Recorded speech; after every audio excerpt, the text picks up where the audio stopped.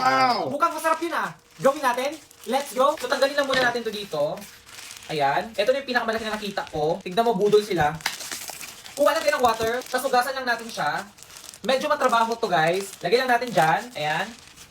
So para ma-achieve natin yung nasa video, so next natin gagawin, ilalagay na natin ito sa freezer for 24 hours.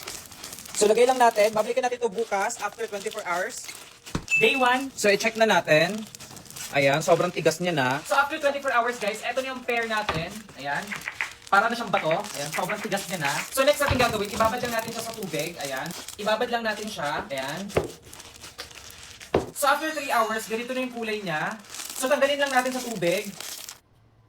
Ayan. Tapos ibalik ulit natin sa freezer for 24 hours. So ibalik lang natin sa freezer ulit.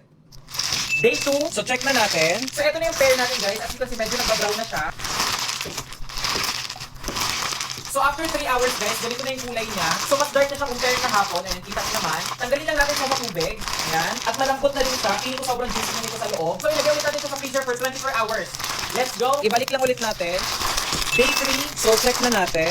Wow. So ganito na siya. So eto na yung pair natin guys. Grabe, sobrang tigas na nito. Sobrang excited na talaga akong ma-fry ito. So ibabad ulit natin siya sa tubig. Ayan. Ito yung kulay niya. Ayan. Compare nung day 1 at mga day 2. Ayan. Ito mas dark na siya. Sobrang excited na akong ma-try ito.